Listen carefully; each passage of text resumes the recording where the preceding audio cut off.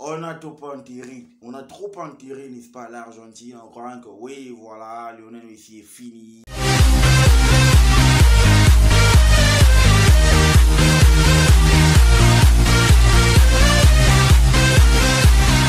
C'est fini, l'Argentine peut aller se reposer à la maison, mais c'était sans compter, n'est-ce pas, sur l'abnégation, sur l'orgueil de cette équipe. Salut les gars, bienvenue dans le temple du spectacle. Allez, c'est parti.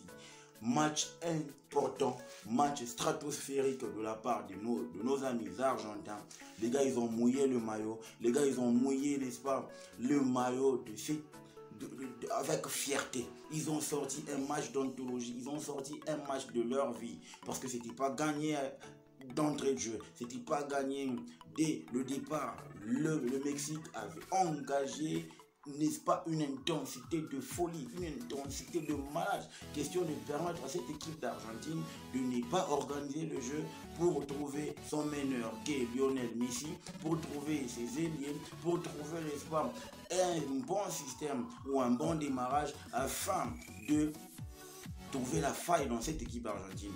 Dans cette équipe du Mexique, les gars, ils ont compris, voilà pourquoi ils ont tout fait pour contrecarrer tous les plans des Argentins, pour contrecarrer toutes leurs tactiques, pour contrecarrer toutes leurs actions afin de les repousser dans leur moitié de terrain et qu'il n'y ait pas cette possibilité-là de pouvoir, n'est-ce pas, organiser le jeu, organiser leurs actions, question de trouver la faille. Là, c'était vraiment très dur, pénible pour les Argentins durant toute la première période jusqu'à la deuxième. Ils ont vraiment galéré, ils ont vraiment pas trouvé de faille, ils ont vraiment pas trouvé la bonne combine, question de déverrouiller, n'est-ce pas, cette défense du Mexique, cette défense, n'est-ce pas, des Mexicains. Oui, parce qu'en face, il y avait un entraîneur qui connaissait, n'est-ce pas, cette équipe argentine. Il y avait un entraîneur qui avait connu Lionel Messi durant 3 bonnes années avec l'Argentine. Il s'agissait très bien de Tata Martino ou encore Gerardo Martinez, le gars qui a vraiment élaboré un très bon système, question de contrecarrer tous les plans des Mexicains. Mais comme on le dit, un grand club, une grande nation reste une grande nation. Tu auras beau la titiller, tu auras beau la faire douter, mais au moment où elle trouve les bons ingrédients, ça peut se dérouler, ça peut dérouler. Et c'est ce qu'on a vu durant toute cette rencontre, durant toute cette première période. Alors on va voir ce que nous ont concocté les deux entraîneurs comme compo de départ. On va commencer par l'Argentine avec le 11 qu'aligne Gerardo Martinez. Il commence avec Emiliano Martinez, Montiel, Otamendi Nicolas, Lisandro Martinez, Marcos Acuña, Rodrigo de Paul, Rodriguez, McAllister, Messi en capitaine, Di Maria, Lautaro Martinez. Et là, c'est l'équipe d'Argentine. Voilà du côté des Mexicains, ce que j'aligne comme 11 par l'équipe, par Gerardo Martinez. Lionel Scaloni lui l'a aligné en 4-3-3 son équipe, mais le gars Martinez, lui, il est allé avec un 3-5-2, alignant dans les perches l'indéboulonnable, l'inamovible, le gardien qui s'éteint et qui réapparaît à chaque Coupe du Monde. Question de sortir un match d'anthologie, un match de référence, un match stratosphérique, un match de standing international à chaque fois qu'il preste lors de cette Coupe du Monde. Il s'agit très bien évidemment de Guillermo Ochoa ou encore Memo Ochoa, Héctor Moreno, Gallardo, Montes, Araújo, Chavez, Alvarez, Ander Herrera, Alex Vega, Andrés Guardado et Irving Lozano. Top et une équipe ultra offensive, une équipe prudente derrière, mais qui était capable d'aller titiller l'Argentine. Ils ont trouvé des failles, ils ont trouvé des failles, ils ont trouvé les bonnes combines, mais ils n'ont jamais déverrouillé cette défense argentine. Oui, c'est là qu'il faut louer, n'est-ce pas, la bonne vista, la grinta de Lionel Scaloni. Il a vraiment trouvé la bonne combine pour contrecarrer cette équipe du Mexique. Et moi, je suis sûr qu'il a vraiment trouvé la bonne combinaison. Il a vraiment essayé de mettre en mal les Mexicains. Oui, on peut dire, alors voilà, ils ont été bons durant toute la rencontre, ils ont été pressants, ils ont mis de l'intensité. Oui, l'intensité, on peut la mettre. Le physique, on peut mettre le physique, on peut, n'est-ce pas, mettre en mal l'équipe adverse, mais tant que l'on ne déverrouillera pas cette dernière, je crois que toutes ces stratégies auront vraiment été vouées à l'échec. Et toutes ces stratégies n'ont jamais fonctionné. Toutes ces stratégies, ça valait même pas la peine de les élaborer. Oui, parce qu'en face, il y avait une équipe intelligente.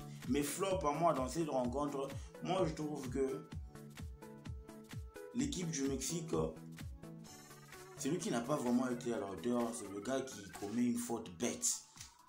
Il commet une faute bête sur Montiel. Ouais, il commet une faute bête. Vraiment, le défenseur du Mexique. Il n'a pas vraiment été à la hauteur de sa rencontre. Il n'a pas vraiment été à la hauteur de sa tâche. Parce que oui, c'est vrai, on peut mettre des coups donnés, tacler de cette manière-là, comme des bouchers.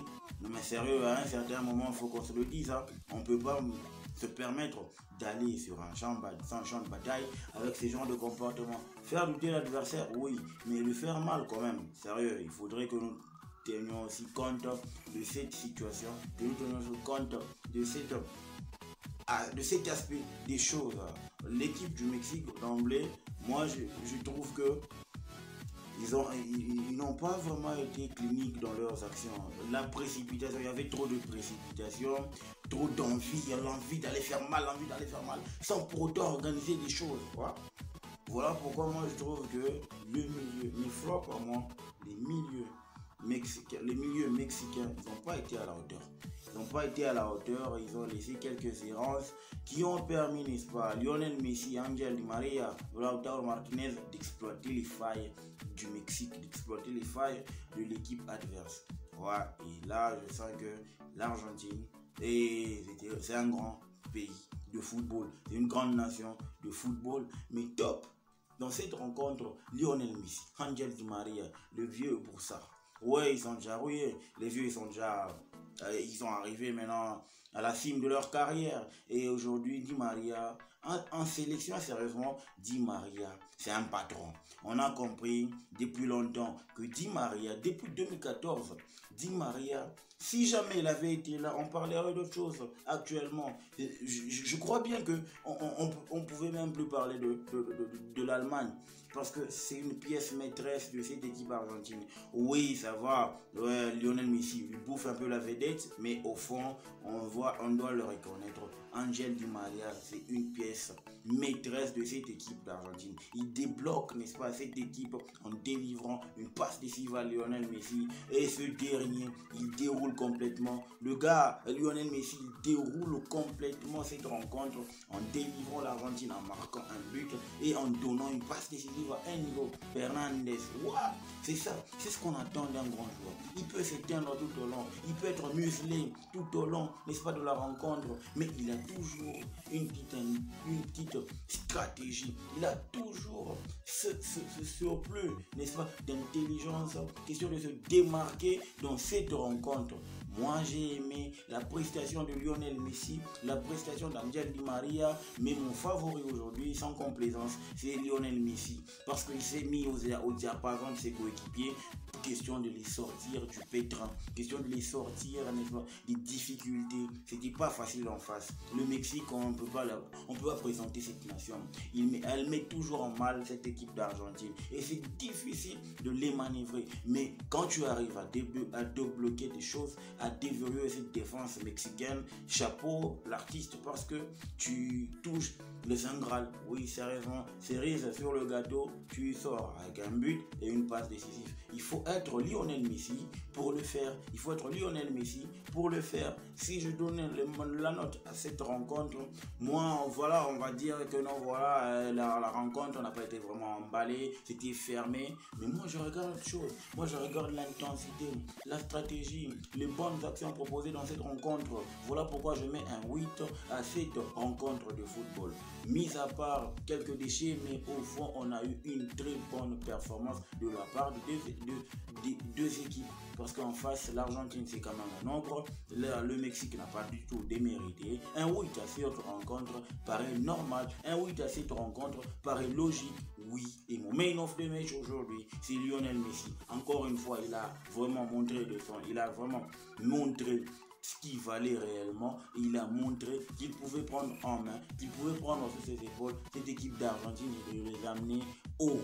Parce que là, tout est maintenant ouvert. Tout est maintenant possible.